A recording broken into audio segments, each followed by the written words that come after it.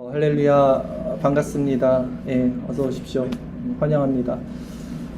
좋은 주일, 거룩한 주일, 좋은 아침 함께 예배드림이 기쁨이 됩니다.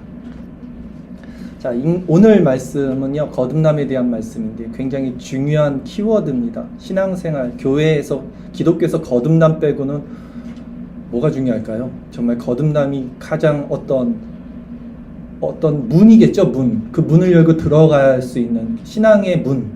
거듭나지 못하면 신앙 안에 있는 게 아니죠. 기독교 안에, 교회 안에 있는 게 아니에요. 교회 안에 앉아 있을 수는 있지만 실제 교회 회원으로서 들어온다는 것은 거듭난 이후에 시작이 됩니다. 모든 설교 말씀, 모든 성경도 거듭나야지만 이해가 되고 들려요. 그래서 성경을 계시라 그러죠. 10개 보여주시, 하나님이 열어서 보여주셔야 되는 거예요. 누구에게 하나님이 열어주시자면 거듭난 자들에게만 이게 열립니다. 오늘 그 주제입니다. 거듭남. 굉장히 중요한 키워드입니다. 자, 거듭남이 무엇인지 정의를 말씀을 드릴 거고요. 첫째, 거듭남의 정의. 두 번째는 거듭남의 표지, 그러니까 거듭났다는 것을 어떻게 할 수 있지? 그거를 다른 사람이 아니라 내가 거듭났다는 걸 내가 어떻게 알 수 있지? 그러니까 자기가 내가 거듭났다는 걸 어떻게 알 수 있지? 이 표지가 무엇인지 두 번째 나눌 거고요. 세 번째는 내가 거듭났다는 것을 다른 사람들은 어떻게 알 수 있지? 이것을 그러니까 성화라고 하겠죠. 내 열매가 있을 거예요. 나에게서 나오는 어떤 행실, 착한 행위가 있을 거란 말이죠. 거듭난 자들은. 그래서 이것이 밖에서도 다른 사람들도 보고도 알 수 있을 정도의 그 행위. 자, 오늘 세 가지 말씀드립니다. 첫째는 거듭남의 정의, 두 번째는 거듭남의 표지, 세 번째는 성화의 열매를 어떻게 맺는지, 거듭난 자들이 성화의 열매를 어떻게 맺는지 굉장히 중요한 내용이 될 것입니다. 특히 세 번째가 우리에겐 관건일 거예요. 거듭난 자들은 성화의 열매를 어떻게 맺는지를 굉장히 밀도 있게, 깊게, 아주 면밀하게 좀 조명해서 들어가려고 합니다. 그래서 오늘 설교가 조금은 길 수도 있고 여러분들의 집중력이 필요하고요. 그것보다도 성령의 조명이 필요하기 때문에 기도하는 마음으로 들으셔야 될 것입니다. 제목은 거듭남이란 무엇입니까? 입니다. 제목은 거듭남이란 무엇입니까? 자, 오늘 본문 요한복음 3장 1절에서 2절이 시작이 됩니다. 제가 읽겠습니다. 본문을. 그런데 바리새인 중에 니고데모라는 사람이 있으니 유대인의 지도자라. 그가 밤에 예수께 와서 이르되 라삐여 우리가 당신은 하나님께로부터 오신 선생인 줄 아나이다. 하나님이 함께 하시지 아니하시면 당신이 행하시는 이 표적을 아무도 할 수 없음이니이다. 이렇게 본문은 시작됩니다. 바리새인 중에 니고데모라는 사람이 유대인의 지도자인데 이 사람이 지금 밤에 예수님을 찾아온 사건으로 오늘 본문은 시작을 합니다.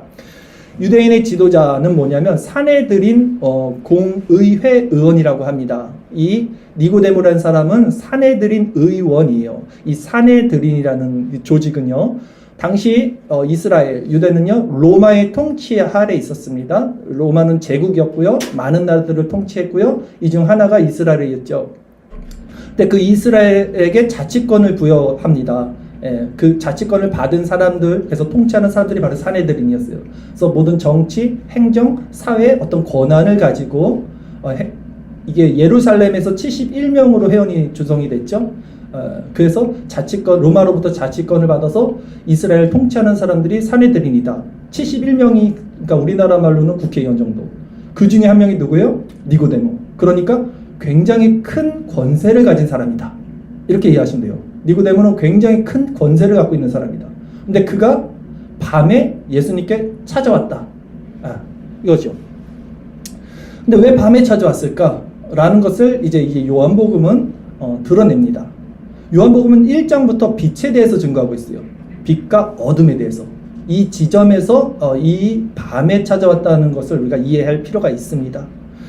겉으로 보여지는 상황은 이런 거죠. 유대 지도자들, 즉 사내들인 공의들은요 예수님 싫어했어요. 예수님 성전 척결도 하고 자신들이 보기에 못마땅한 행동들을 하니까 싫어했단 말이죠.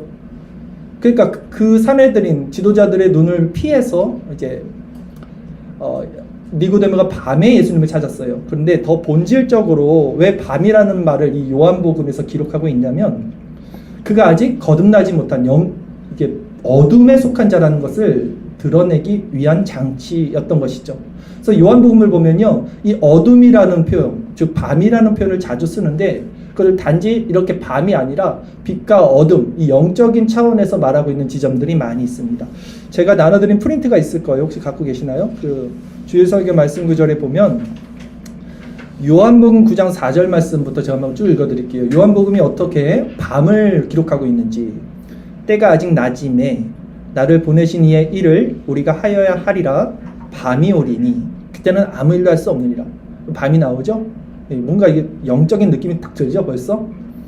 요한복음 11장 10절 밤에 다니면 빛이 그 사람 안에 없는 고로 실족하느니라. 또 요한복음 13장 30절 유다가 그 조각을 받고 곧 나가니 밤이러라. 이렇게 계속 밤이라는 장치를 우리의 눈에 보이는 가시적인 밤이 아니라 영적인 차원으로 요한복음은 계속해서 우리에게 보여주고 있다는 것이죠. 따라서 오늘 우리가 읽었던 3장 이 본문에서 나오는 어둠도 마찬가지로 이 니고데모가 아직 어둠 가운데 밤에 있는 자, 즉 거듭나지 못하는 자라는 사실을 드러내는 것으로 시작이 되는 겁니다. 그럼에도 니고데모는 달랐어요. 당시 여타 다른 종교 지도자들과는 다른 모습을 가지고 있었습니다. 무엇이 달랐을까요? 자, 니고데모는 예수님을 어떻게 칭했습니까? 랍비라고 칭했어요. 랍비는 선생, 율법 선생이라는 말인데 당시 랍비가 되려면요 어떤 정규 교육 과정이 필요했습니다. 그리고 만 40세 이상이 돼야지 랍비로 칭했어요. 그러니까 예수님은 사실 이거에 모두 해당이 안 되죠.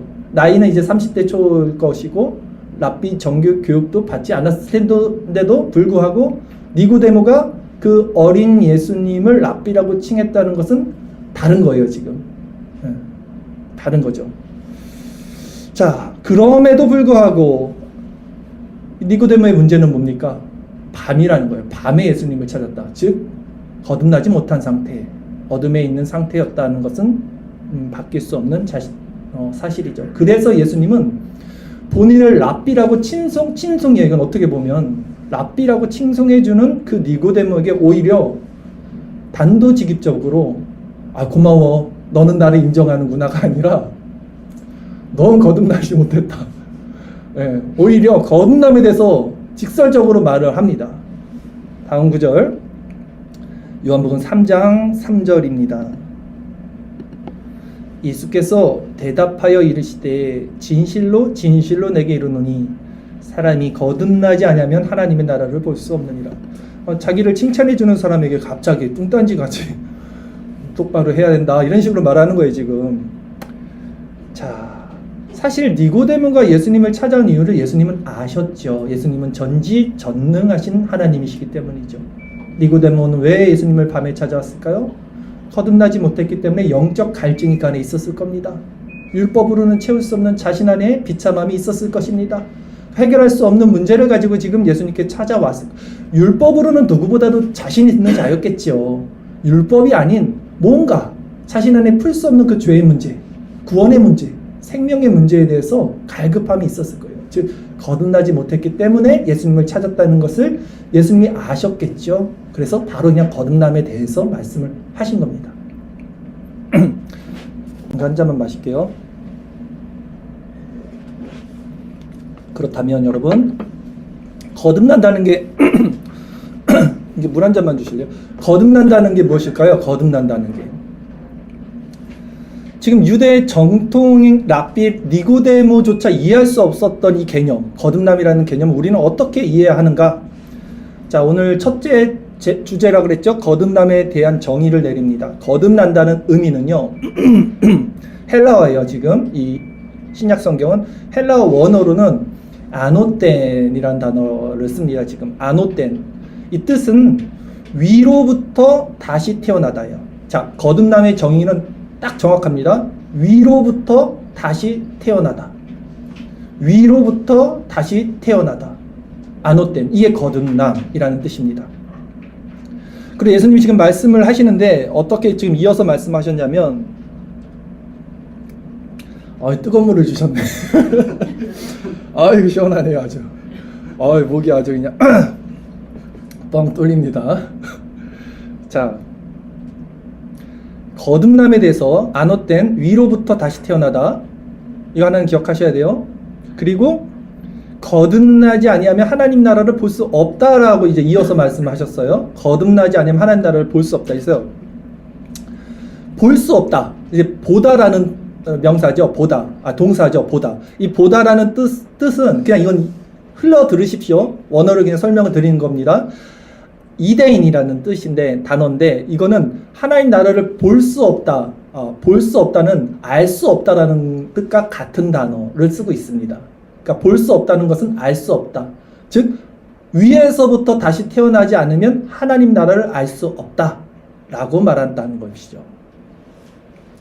그리고 이 이대인, 볼 수 없다, 알 수 없다라는 이 뜻은 또 어떤 의미를 가지고 있냐면, 지금, 현재라는 이 현재성을 가지고 있습니다. 그래서 이 모든 것을 조합해서 정리해 보자면, 거듭남이란 무엇이냐 했을 때, 거듭난다는 것은 위로부터 다시 새롭게 태어나는 것이고요. 이 거듭난 성도는 지금이에요. 현재. 여기 우리가 살고 있는 현세라 그러죠. 현세에서도 천국의 기쁨과 평안을 누릴 수 있는 상태라고 할 수 있을 겁니다. 이게 거듭나지 못하면 천국을 볼 수 없다라는 것을 이제 풀어서 여러분들에게 설명해 준 겁니다. 따라서 존 칼빈, 이 칼빈은 요한 칼빈이죠. 이 칼빈은 그의 요한복음 주석에 보면 이렇게 써요. 하나님 나라를 정의할 때 있어서 하나님의 나라를 이 세상에서 믿음으로 시작되어 내일 믿음의 계속적인 향상에 따라 늘어가는 신령한 생명이라고 정의를 해요.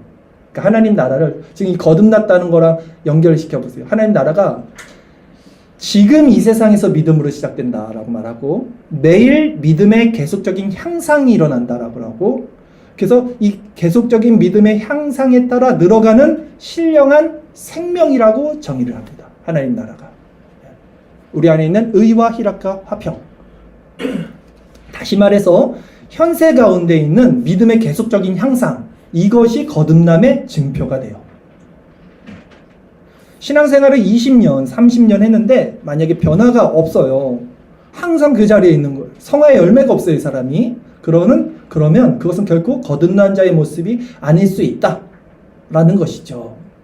왜냐하면 거듭나는 것은 현재성이 있고 향상되는 믿음의 신령한 생명이라고 말을 하기 때문입니다. 그래서 이제 거듭나지 못한 이 니고데모가 이해를 못하잖아요. 거듭나지 못한 사람들은 지금 무슨 소리인지 모른단 말이에요. 이런 것들이. 그렇게 또 질문하는 거예요. 이들의 특징은 계속 질문이에요. 요한복음 3장 4절 말씀입니다. 니고데모는 이렇게 또 질문을 했어요. 니고데모가 이르되 사람이 늙으면 어떻게 날 수 있사옵나이까? 두 번째, 모태에 들어갔다가 날 수 있사옵나이까? 자, 이 질문은 우리가 보면 참 유치한 어떤 기초적인, 초보적인 지식조차도 니고데모가 지금 알지 못하는가 할 정도로 답답한 질문을 하고 있어요. 누가 봐도 이거 지금 거듭난 영적인 얘기를 하고 있는 건데 육적인 차원에서 지금 물어보고 있는 거예요. 다시 엄마 뱃속으로 들어가냐는 말을 하는 거예요. 근데 이 신령한 은혜는 사실 신령한 것으로만 분별이 된다고 성경은 말합니다. 아무리 석학, 그러니까 똑똑한 사람이라도 어린아이들도 할 수 있는 이런 은혜를 아무리 그 돌 같은 석학도 깨달을 수 없는 것이 진리다라는 거죠. 고린도전서 2장 13절 보면 이렇게 말씀을 해요. 그래서 우리가 이것을 말하거니와 사람의 지혜가 가르친 말로 아니하고 오직 성령께서 가르치신 것으로 하니 영적인 일은 영적인 것으로 분별하느니라. 그래서 여러분들 오늘 이런 말씀을 들을 때 여러분이 가진 지혜, 여러분이 가진 어떤 사고 체계, 지식 안에서 이걸 이해하려고 하지 말고, 제가 서두에 어떻게 말씀드렸어요? 기도하는 마음, 하나님을 의지하는 마음, 낮아진 심령, 이 심령을 가져야만 열려서 계시라 그랬죠? 들리는 거예요, 이런 말은. 아니면 어떻게 들리냐? 다 아는 말을 또 하네? 이렇게만 들려요. 피상적으로, 표피적으로. 절대 여러분 심령의 변화를 일으키지는 못합니다. 그래서 낮아진 심령으로 성령을 의지하면서 전하고 듣고 나눠야 됩니다. 자, 때문에 신령하지 못한 이들은 하나님의 약속이나 그분이 하시는 일에 대해서 항상 질문을 해요. 이렇게. 어떻게 그럽니까? 어떻게 그럽니까? 왜냐하면 그들은 하나님의 일을 인간의 제한된 지식으로만 이해를 하기 때문이라는 거죠. 이것이 거듭나지 못한 자들의 특징입니다. 그러나 니고데모에게는 좋은 점이 분명히 또 있어요. 이 사람은 참 거듭나지 못했음에도 좋은 점들이 계속 있어요.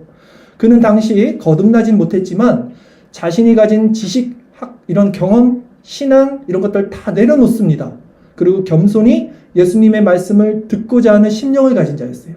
우리가 사실 좀 알면 남의 말 안 듣잖아요. 근데 이 니고데모는 그런 71명의 위대한 지도자임에도 불구하고 예수님 앞에 겸손한 마음을 가졌습니다. 그러니까 예수님도 이제 더 말씀을 해주실 수 있었어요. 거듭남에 대해서 더 깊이 이제 예수님이 말씀을 또 해주십니다. 본문 요한복음 3장 5절 말씀입니다. 제가 읽겠습니다. 예수께서 대답하시되 진실로 진실로 내게 이르노니 사람이 물과 성령으로 나지 아니하면 하나님의 나라에 들어갈 수 없느니라. 그래서 이 하나님 나라에 들어간다는 거, 거듭남이라고 그랬죠. 문에 들어가는 거, 신앙의 시작이 거듭남이라고 그랬어요. 아까 거듭나지 못하면 신앙 생활을 하는 게 아니에요, 사실. 근데 물과 성령으로 거듭난다고 그러는 거예요.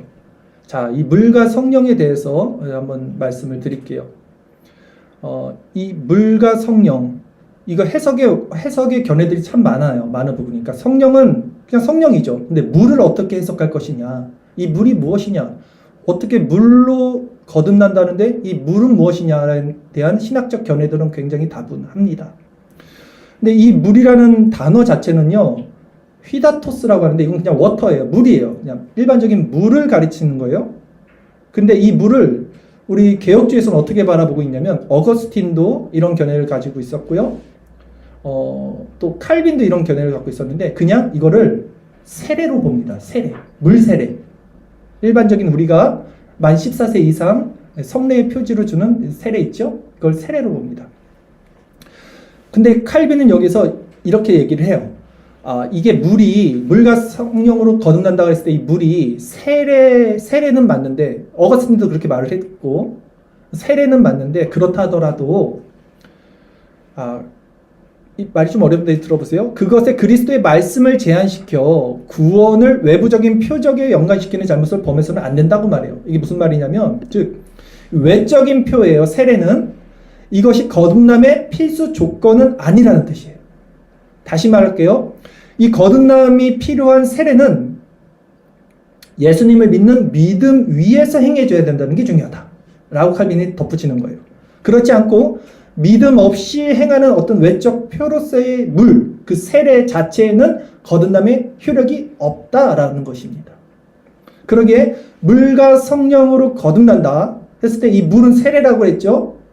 그래서 이 물은 바로 성령과 연결시키는 거예요. 세례는 성령을 예표라기보다는 성령을 표징으로 드러내는 거예요. 그러니까 본질은 성령이라는 거예요. 즉 물이 성령을 가리키는 외적 표라는 거죠. 그런 점에서 물과 성령은 같다. 이게 개혁주의 관점입니다. 물 따로 성령 따로 해석이 아니라 물과 성령으로 거듭난다 했을 때 물과 성령은 같은 거다. 즉 성령이다. 물은 외적 표징이다. 세례다. 이해 가시죠? 이게 어거스틴의 견해, 칼빈의 견해, 그리고 저의 견해입니다. 자, 그리고 이것은 성경이 지지하는 바예요. 신학자들이 이걸 그냥 말하진 않아요. 성경에서 이 물과 성령이 여기서 물이 왜 세례인지에 대해서 성경을 근거로 제시를 합니다. 사도행전 2장 38절 말씀 보면 이런 말씀이 있어요. 지금 오순절날 이제 베드로가 설교에서 이렇게 말한 거거든요. 베드로가 이르되 너희가 회개하여 각각 예수 그리스도의 이름으로 세례를 받고, 세례가 나옵니다. 죄사함을 받으라. 그러면 성령의 선물을 받으니, 성령이 나오죠. 세례와 성령이 나오죠. 이어서. 그러니까 즉 세례와 물이 지금 대구를 이루는 구조예요. 물이 세례로 이렇게 대구를 이루지요. 또 바울도 이렇게 말해요. 바울 역시 중생의 씻음과 성령의 새롭게 하심에 대해서 언급을 합니다. 디도서 3장 5절 보면 우리를 구원하시되 우리가 행한 바 의로운 행위로 말미암지 아니하고 오직 그의 긍휼하심을 따라 중생의 씻음이 있죠. 이 세례입니다. 물이죠. 그리고 성령의 새롭게 하심, 물과 성령, 즉 세례와 성령을 가리키는 거예요. 자, 이렇게 개혁주의에서 또 성경에서는 이 물과 성령을 성령으로 본다라고 말씀을 드리겠습니다. 또 이어서 이 거듭난 자에 대해서 이제 예수님께서 더 중요한 본질에 대해서 이제 말씀을 또 하십니다. 오늘 본문 요한복음 3장 6절 말씀입니다. 육으로 난 것은 육이요 영으로 난 것은 영이니. 이거예요. 양이 늑대가 될 수 없어요. 늑대가 양이 될 수 없어요. 그러니까 늑대가 양의 탈을 쓴다고 양이 되는 게 아니에요. 우리 진일 목사님이 하시는 말씀 있죠. 본성이 바뀌는 거예요. 거듭나면 그렇다는 거예요. 이 이제 세 번째 내용이 육으로 난 것은 육이요 영으로 난 것은 영이니. 이게 거듭남에 있어서 가장 중요한 부분입니다. 잘 들어보십시오. 그래서 육이라는 단어는 사르스라고 하는데요. 이 뜻은 뭐냐면 하나님의 은혜를 떠나 있는 인생의 부패한 본성입니다. 하나님의 은혜를 떠나 있는 인간의 부패한 본성이 육이에요. 사르스. 근데 사람은 삶의 뿌리를 어디에 두느냐에 따라 육에 속한 사람이 되기도 하고 영에 속한 사람이 되기도 합니다. 즉 성령으로 거듭나지 못한 사람은요 언제까지나 사르스 육에 속한 사람이며 따라서 사망에 거하는 존재가 돼요. 그러나 거듭난 자는 이제 그 뿌리 안에 사르스 그 육적 소욕 안에 새로운 생명이 들어온 자예요. 때문에 그는 이제 이전에 자기가 미워했던 것을 사랑하고요. 이전에 자기가 사랑했던 것을 미워하게 됩니다. 바뀌어요. 그 전에 자기가 미워했던 것은 하나님의 속성일 거예요. 그 전에 자기가 사랑했던 것은 육의 속성입니다. 이게 바뀌게 돼요. 이 안에서. 그 결과 그의 전 행동 방향이 완전히 근본적으로 영향을 받아요. 이제. 그러나 그럼에도 불구하고 지금 거듭난 자들의 마음을 말하는 겁니다.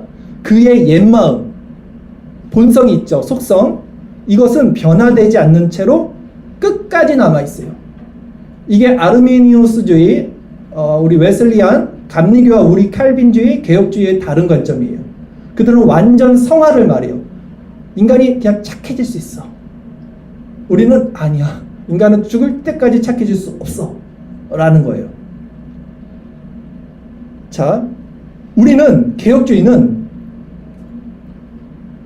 우리의 옛 마음, 거듭난 사람들도 우리 안에 있는 옛 본성이 죽을 때까지 변화되지 않은 채 끝까지 남아있다라고 말을 해요. 그렇다면 여기서 거듭남의 표지에 대해서 우리가 알 수 있습니다. 이제. 두 번째 오늘 제가 말씀드린 게 뭐였어요? 첫 번째는 거듭남의 정의였고요. 두 번째는 거듭남의 표지라고 그랬죠. 내가 내 안에서 나의 모습을 보면서 내가 거듭난 자인지를 점검하는 표지, 이거에 대해서 이제 말씀을 드립니다. 거듭난 성도 안에 분명히 새 본성과 옛 본성이 함께 있는 상태라고 그랬어요. 제가 이걸 제 말이 아니에요. 개혁주의 관점에서 말하는 거예요. 아더 핑크 신학자는 이 부분에 대해서 거듭남을 이렇게 정의 내립니다. 이제 아더 핑크의 말이에요. 거듭남이란 죄인에게서 그 무엇이 제거되는 것이 아니고 분명히 제거되는 것이 아니라 그랬어요. 죄인 안에 있는 그 무엇이 변화되는 것도 아니다. 잘 들으셔야 돼요. 죄인 안에 있는 그 무엇이 변화되는 것이 아니다라 그래요. 아더핑크는 거듭남이. 아더핑크는 거듭남을 그것은 죄인에게 그 무엇이 전해지는 것이다 라고 말해요. 죄인에게 그 무엇이 전해지는 것이다. 즉 거듭남은 기존에 내 안에 있던 것들이 제거되는 것이 아니라 새로운 본질이 전해지는 거예요. 내 안에. 즉 이 죄의 뿌리에 새로운 생명의 본질이 전해지는 거예요. 그러므로 거듭난 모든 사람 안에는 이제 두 가지 성품이 존재하게 됩니다. 두 가지 성품. 즉 하나는 육적인 소욕이고 다른 하나는 영적인 소욕이에요. 자연인들은 하나의 성품밖에 없어요. 육적인 소욕. 거기 안에서 자기들이 선악을 나눠서 사는 거고요. 우리는 진짜 두 가지 본성이 나눠지게 돼요. 거듭난 자는. 그리고 이 두 성품, 육적 소욕과 영적 소욕은요, 이제 서로 대적합니다. 거듭난 자들. 그 안에서. 그 결과 성도 안에는 끊임없는 전쟁, 싸움이 진행이 됩니다. 이제. 그런데 이 옛 성품을 진압할 수 있는 것은요, 오직 하나님의 은혜뿐이에요. 이걸 이제 이게 제일 중요한 포인트예요, 사실. 이 옛 성품을 진압할 수 있는 것은 하나님의 은혜도. 자, 보세요. 그러면 옛 성품을 진압할 수 있는 사람은 누구예요?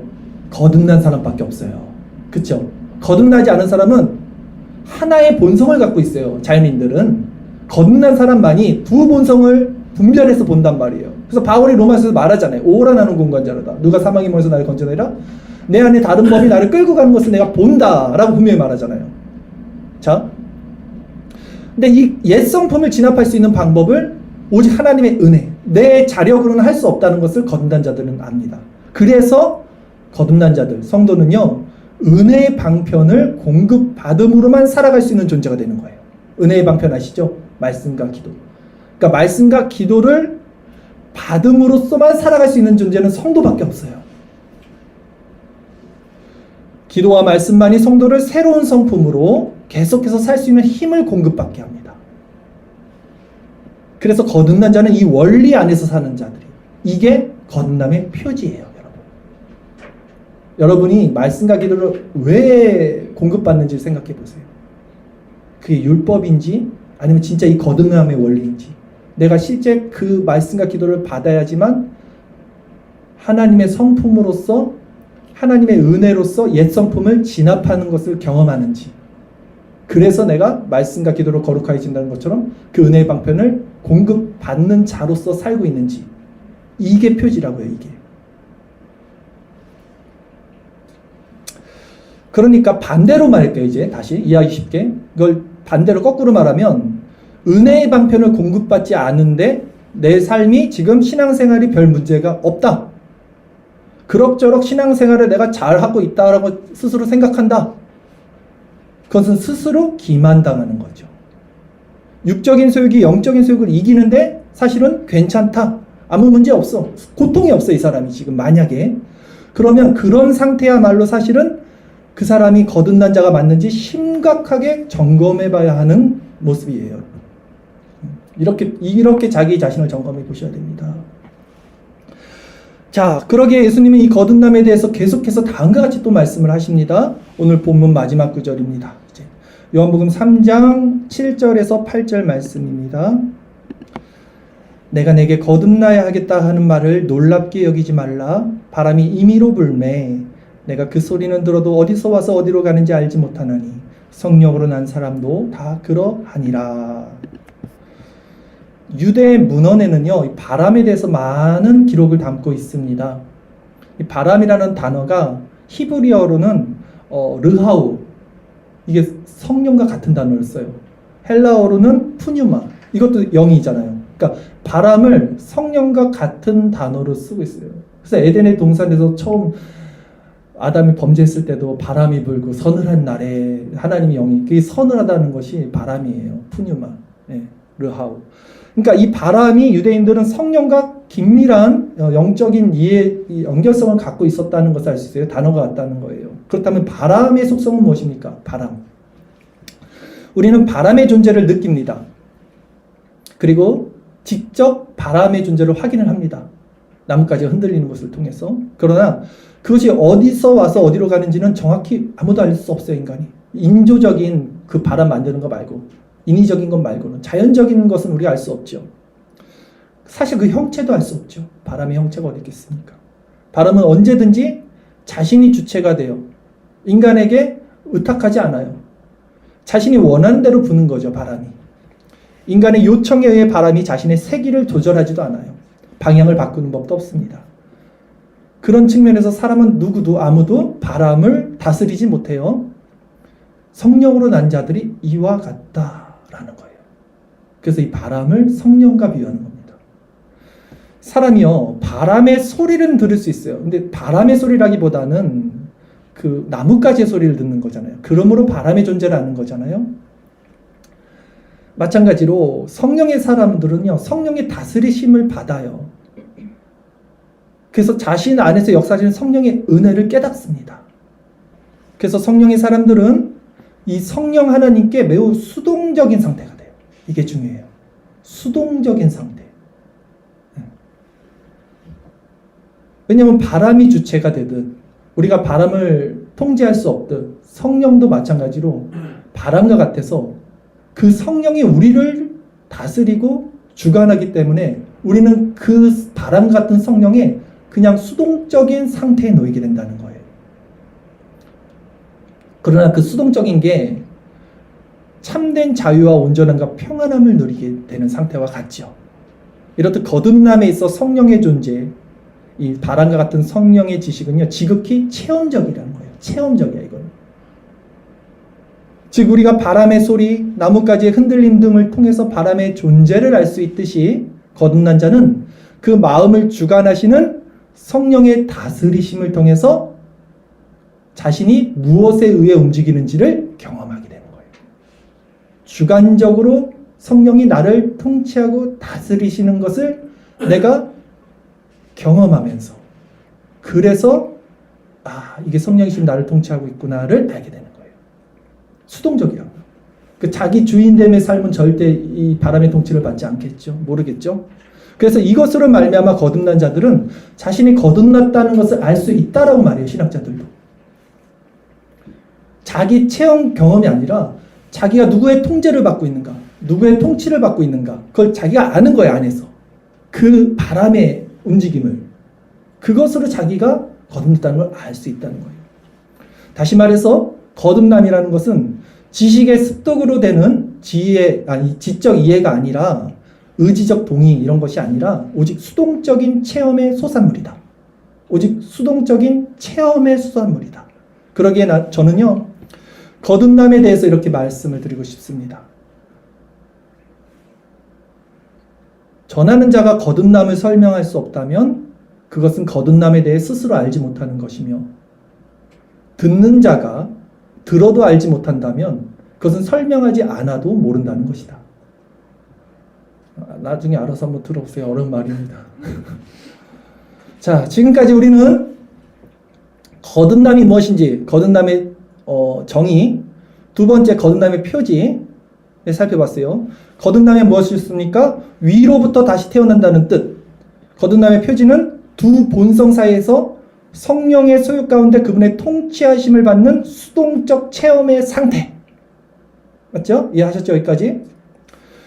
이제 저는요, 거듭난 자가 가진 이 두 본성, 육체의 소유과 성령의 소유, 이 거듭난 자만 가지고 있었다 그랬죠, 제가? 이 사이에서 거듭난 자가 어떻게 성령의 소유 가운데 성화의 열매를 맺어갈 수 있는지에 대해 이 세 번째 논지죠. 이 세 번째 주제에 대해서 이제 말씀을 전할 겁니다. 가장 중요하겠죠. 여러분이, 자, 오늘 이 설교 중에 가장 중요합니다. 그리고 가장 깊어요. 성령을 의지해서 같이 나눕시다.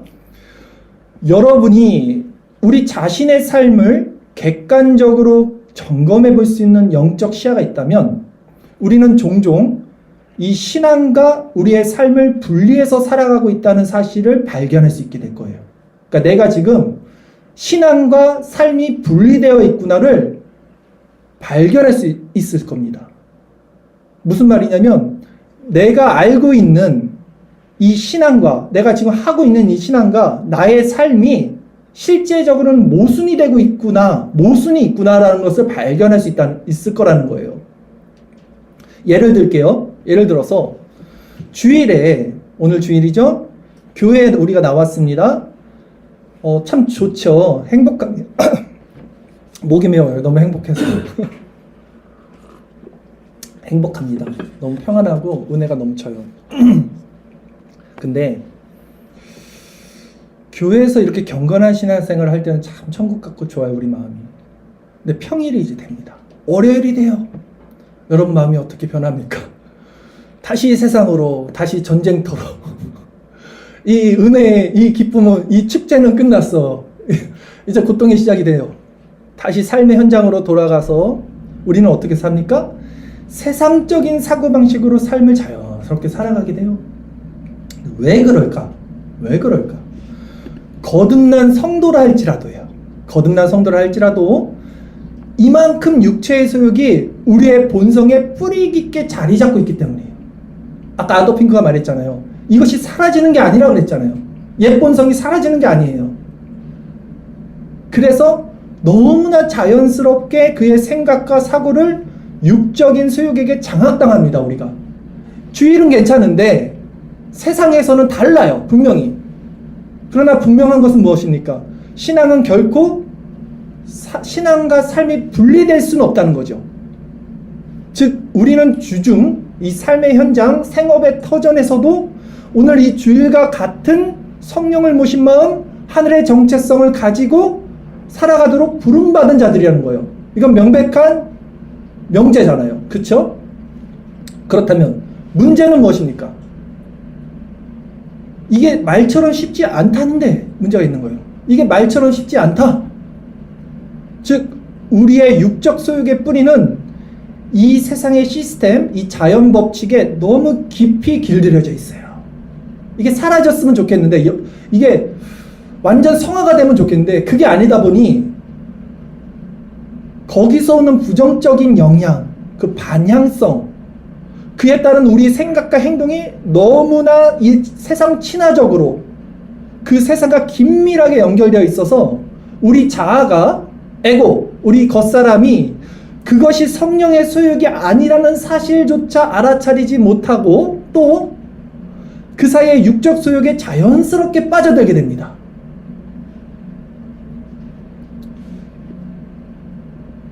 자, 베드로 생각해 볼게요. 베드로가 바다 위를 걸었을 때 있죠, 여러분. 잘 들어보세요. 베드로가 왜 바다 위를 걸었고 왜 빠졌는지, 여기서 우리가 뭘 배워야 되는지, 이게 우리의 중생과 우리 성화와 어떻게 연결이 되는지를 말씀드립니다. 먼저는 베드로가 물 위를 걸어오신 예수님을 보았어요. 예수님이 물 위를 걸어오셨어요. 그거를 바라보았기 때문에, 예수님을 바라봤기 때문에 베드로가 물 위를 걸을 수 있었어요. 몇 걸음 걸었어요. 근데 바람이 불었어요. 그때 바람이 불면 해라 그랬어요. 바람이 부니까 베드로가 자신이 딛고 있는 것이 바다라는 것을 보면서 이제 불안감에 휩싸입니다. 그리고 물밑을 보고 물속에 빠지게 되죠. 예수님은 어떻게 말합니까? 베드로를 책망하시면서도 구해주셨어요. 그리고 뭐라고 그랬냐? 믿음이 적은 자야 라고 책망하셨단 말이에요. 믿음이 적은 자야. 자, 이 내용을 다 아시죠? 여러분, 우리의 삶에 거듭난 우리가 세상에서 왜 성화의 열매를 맺지 못하는가를 이 사건과 연결시켜서 생각해 보세요. 우리가 세상을 살면서 일어나는 많은 문제, 현상 계속해서 오죠. 거기에 자연스럽게 이어지는 우리 생각, 우리 사고가 이것과 동일해요. 이 원리와 이 사건과. 우리는 그리스도를 바라보면서 믿음의 삶을 살아가는 자들이고 그렇게 삽니다. 그것이 주일에는 가능하다니까요. 이 주일은 지금은. 근데 바람이 불어요. 여기선 바람이 안 불어요. 바람이 안 불면 베드로는 물 위를 걸었어요. 근데 바람이 불면, 즉 세상으로 돌아가서 이제 문제가 일어나면, 현실적인 문제가 우리 앞에 다시 드러나면, 지금 우리가 그게 바람이 안 분다니까요. 그러면 이제 문제에 빠져요. 그 문제에 자연스럽게 빠지는 속성을 가지고 있는 존재인 거예요. 거듭난 자도. 걱정, 염려, 이 모든 것이 자연스럽게 우리 안에 들어옵니다. 문제 때문에. 그때 우리는 두려움을 갖게 되죠. 그리고 우리가 물 위 가운데 있다는 사실을 자각해요. 현실 가운데 있다는 사실을 자각해요. 그러니까 이 현실을 바라봄으로, 그 문제를 바라봄으로 그 가운데 또 빠지게 되죠. 모두가 이 원리 가운데 살아요. 인간은. 모든 자들이 이 원리 가운데 살고 있습니다. 이것이 믿음이 적은 자들의 모습이에요. 그러나 실상 이 문제 앞에서 우리에게 필요한 건 무엇이냐? 문제가 정말 어려워요. 제가 20년 정도 설교를 하면서 지금 이 부분이 가장 어려운 설교예요. 그러니까 어렵다는 게 그만큼 이해한다고 해도 이것을 지금 성화에 대해서 말씀을 드리잖아요. 행해 나가는 것은 정말 어려운, 아주 20년 중에 가장 어려운 부분이에요. 그러나 우리가 이걸 해야 돼요. 분명히 해야 돼요. 잘 들어보세요. 문제 앞에서 우리에게 필요한 것이 무엇입니까? 문제가 우리 사고 안에 들어오지 못하게 우리의 시선이 그리스도에게만 가 있어야 된다는 거예요. 이건 다 알죠? 이건 아는 얘기예요, 지금 우리가. 이것이 근데 믿음이라 그랬어요. 이것이 믿음의 눈이에요. 그리스도를 바라보는 것. 그것은 문제 앞에서 근데 아무것도 하지 말고 그냥 교회만 와서 기도만 해라. 말씀만 봐라. 그 감나무 아래 입 벌리고 누워있어라. 이 말씀이 아니에요, 지금. 실제 그리스도를 바라볼 때 그 자가 물 위, 즉 현실, 그 문제 위를 한 걸음 한 걸음이라도 걸어서 헤쳐나갈 수 있다는 거예요. 절대 문제를 보면서 문제 위를 걸어나갈 수는 없습니다. 그 문제에 그냥 함몰될 뿐이에요. 이 원리를 믿음으로 가진 자만이 할 수 있고 이게 가능한데, 이 믿음의 증거가 바로 거듭났다는 거예요. 그러니까 거듭난 자만이 걸을 수 있어요. 거듭난 자만이 문제 위에서 그리스도를 바라보고 그 바다 위를 걸어갈 수 있다는 거예요. 근데 여러분 너무 걱정하지 마세요. 하나님이 여러분을 그렇게 믿지 않습니다. 그래서 여러분, 우리는 또 빠집니다. 그러나 구해주시잖아요. 계속 그것이 우리 안에 이제 계속 이어지면요, 그만큼 믿음은 강화될 수밖에 없어요. 그 완성으로 이끌어 가시는 게 성경의 모든 역사예요. 아브라함에게 보여줬던 역사, 모세에게 보여줬던 역사, 야곱에게 보여줬던 역사, 다윗에게 보여줬던 역사, 모두 완전한 사람들이 아님에도 불구하고 하나님이 그 자리로 인도하시는 거예요. 성화에서 영화까지. 이것이 이제 우리 인생에도 하나님께서 이끄시는 거죠. 자, 그럼에도 이것은 우리 편에서는 성화는 인간의 책임과 역할이 있는 부분이죠. 구원의 서정에서. 그렇죠? 쉽지 않아요. 인간의 책임과 역할. 거듭난 자들도 지금 이 원리에서 살아가는 것은 정말 쉽지 않습니다. 왜냐하면 우리가 생각하는 것보다 훨씬 더 세상 친화적인 존재예요. 훨씬 더 세상 친화적인 존재예요. 우리의 옛 본성이 사라지지 않는다니까요. 그러므로 거듭난 성도의 사고와 판단 역시 자연스럽게 세상의 원리를 따르게 됩니다. 그 결과 신앙과 삶 사이의 괴리는 계속해서 반복되는 거예요. 주일에는 좋았는데 세상에서 또 왜 이 모양일까? 이 괴리. 거듭난 성도도 이렇게 두 본성 사이에서 지금 육적 소유과 성령의 소유, 고통을 받는다면 거듭나지 않는 자들이 이 신성, 즉 이 거듭남에 대해서 어떻게 할 수 있을까요? 알 수 없어요. 그들은 자연스럽게 그 육적, 신화적 본성에 따라 살아가면서 신앙을 단지 종교적 원리 안에서 도덕적, 윤리적, 율법적, 사회적으로 행해 나가면서 자기 안위를 하는 뿐이죠. 그렇다면 이 간극을 좁히기 위해서 우리에게 필요한 것은 무엇입니까? 다시 말해서 성령을 통해서 이 교회가 아니라 우리 삶의 터전에서 내가 하나님 중심, 말씀 중심의 사고로 세상 가운데 살아갈 수 있는 그 무리를 걸어갈 수 있는 정체성을 우리가 어떻게 가질 수 있을까? 그 출발점은 고통입니다. 고통, 페인, 고통, 고난. 즉 세상적 사고방식으로 세상을 살아가고 있는 자기 사랑에 대한 강한 고통을 느껴야 돼요. 내가 그것이 잘못되었다는 사실을 온 마음으로 깨달아야 돼요. 사실 거듭난 자들은 이 고통을 받을 수밖에 없어요. 왜? 그게 거듭난 자들의 표지였잖아요. 그렇죠? 거듭난 자들의 표지가 뭐였어요? 육적 소욕과 성령의 소욕을 분별해서 오라나는 공고한 자다는 고백을 하는 자들이 있잖아요. 그 고통을 받아야 돼요. 고통을. 거듭난 자들만이 그들 안에서 이 두 본성이 있기 때문에 고통을 받습니다. 그러니까 고통을 안 받으면 진짜 이상한 거예요. 그거 진짜 점검해야 돼요. 내가 거듭난 자인지.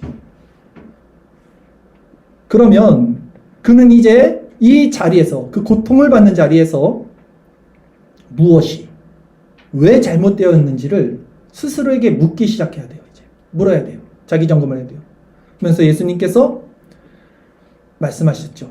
나를 떠나서는 너희가 아무것도 할 수 없다라는 이 말씀이 과연 내 삶에는 어느 지점까지 적용이 되는지, 어느 영역까지 적용이 되는지 진지하게 스스로 묵상해야 됩니다. 이 과정 속에서 우리는 한 가지 중요한 사실을 깨닫게 됩니다. 내가 세상의 힘을 내려놓아야 할 자리는 이 교회 안이 아니라 지금은 다 할 수 있다니까요. 세상 한가운데라는 사실이다. 이걸 깨닫게 돼요. 교회 안에서 세상의 힘을 내려놓는 것은 쉽습니다. 주일날 이곳에서 은혜 나누고 은혜 받는 건 쉽습니다. 하나님 그거 허락하신 거죠, 우리에게. 그래서 제자들도 변화산에서 은혜 받고는 여기가 좋사오니 하고 있는 거예요. 그러나 실제 삶의 현장에서 힘의 원리가 가득한 적자생존의 아주 그 지옥 같은 세상에서 살면서 세상의 힘을 포기하고 주님의 주권을 신뢰하며 그 물 위를 걸어간다는 것은 전혀 다른 차원의 문제예요. 진짜 이거는. 예수님이 공생의 사역을 시작하기 전 광야에서 3가지 시험을 받았죠. 이게 바로 여러분 거듭난 성도가 이 세상에서 받아야 하는 시험과 동일해요. 사실은. 성경은 항상 동일해요. 이 메커니즘이. 보십시오. 성경은 예수님을 통해서 먼저 그것을 보여주신 거예요. 거듭난 자들이 세상에서 어떻게 살아야 되는지를. 첫 번째 물질의 시험이었어요. 돌이 떡이 되게 하라. 네. 맞죠? 물질의 시험 우리에게 동일하게 온단 말이에요. 세상의 그 물이, 폭풍, 바람. 두 번째, 네가 하나님의 백성이면 뛰어내려 봐라. 인간관계예요. 인간관계 시험. 우리의 자존심도 건들고. 세 번째, 나한테 절하면 세상 모든 것을 주겠다. 권세, 세상 권세의 시험. 성도는 이 3가지, 이 물질과 이 자기 자존심, 이 인간관계, 그리고 세상의 어떤 권세, 이 모든 것들을 말씀과 기도로 이겼죠. 예수님께서.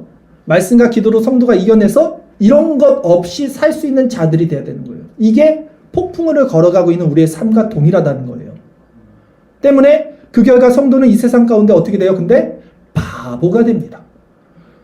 세상 사람들이 베드로를 보면 와, 저 미쳤구나. 드디어 저 바다 위에서 지금 죽으려고 바다 위를 걷는 저 바보 이렇게 보잖아요. 말이 안 되잖아요. 세상 사람들은 지금 배에 있어야 되는데 왜 저기 걸으려고 하나 저 사람 이렇게 되는 거예요. 바보가 돼요. 거듭난 자들은 그런데 거듭난 자들만 이렇게 살 수 있다는 거예요. 거듭난 자들은 이렇게 살지 않으면 오히려 더 비참한 자가 돼요. 땅에 버려진다 그랬죠? 밟힌다 그랬죠? 가장 안전한 곳은요, 배 안이 아니에요. 그리스도의 품 안이죠. 세상 사람들은 배 안에 있기를 원하죠. 현실에 안주하기를 원합니다. 문제의 폭풍 가운데 나가길 원치 않아요. 성도는 그 배는 함몰될 배입니다. 그리스도를 바라보고 그리스도의 품으로 가는 게 안전한 거죠. 맞지 않습니까?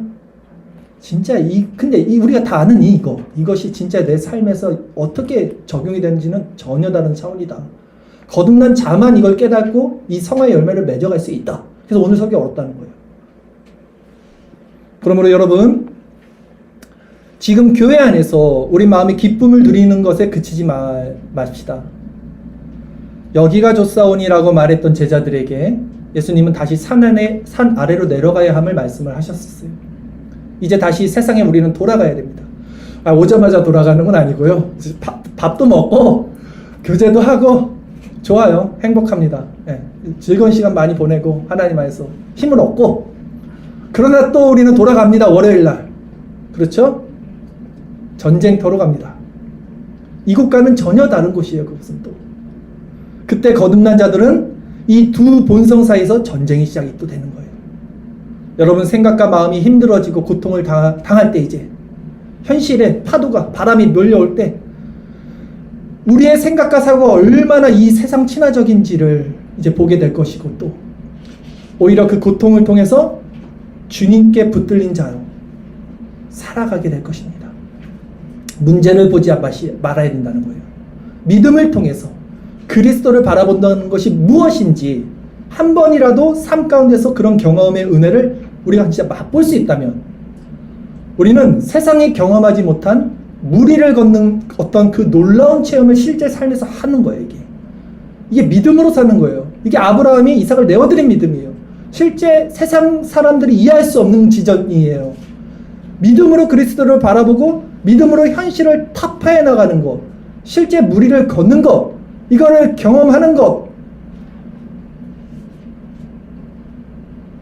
이것이 하나님 우리에게 주신 은혜다. 우리가 반드시 성취해야 되는 또 은혜다. 거듭난 자에게는 반드시 주께서 이 기이한 일들을 행하실 것입니다. 이제 말씀을 마칩니다. 주님은 세상을 내가 다 이겼다라고 말씀하셨습니다. 여러분, 넘어져도 돼요. 바다에 빠져도 됩니다. 주님의 손은 여러분을 끝까지 포기하지 않고 붙드시고 또 일으키시고 넘어진 그 자리에서 세우시고 사랑하시고 여러분은 털어내시고 또 주님을 바라보시고 여러분의 비참한 가운데서도 주님이 이루신 완전한 승리 가운데 나가시면 되는 것이죠. 그러나 성화는 우리의 책임과 역할과 의무가 있다는 사실도 간과하지 마십시오. 오늘 우리는 교회에서 하나님의 은혜를 누리고 있습니다. 그러나 우리가 살아내야 하는 것은 이곳이 아니라 오히려 세상이겠죠. 그것은 힘의 원리가 지배하는 곳이고 세상의 정체성으로 가득 찬 곳입니다. 그러니 기억하십시오. 내가 스스로 주인이 될 때, 내가 다시 힘의 원리 가운데 살아갈 때, 그때 우리에게 힘을 줄 수 있는 것은 오직 말씀과 기도, 은혜의 방편, 그것이 우리의 힘이고, 그것이 우리의 무기고, 그것이 이 영적 전쟁에서 거듭난 자가 성화의 열매를 맺고 살아내게 하시는 위로의 수단이다. 기억하십시오. 여러분, 이 싸움은 멀지 않아 끝날 것입니다. 우리는 계속해서 이 성화의 가정 가운데 거룩해져 갈 것이고, 주님은 날마다 우리에게 참 소망이 되실 것이며, 우리의 믿음은 진보하여 하나님의 백성으로 완성될 것입니다. 이 믿음의 경주에서 함께 이 험한 세상의 파도 속을 걸으며 참된 그리스도인의 정체성으로 살아내는 대장부 같은 자들이 다 되기를 바랍니다. 물속에 빠져도 됩니다.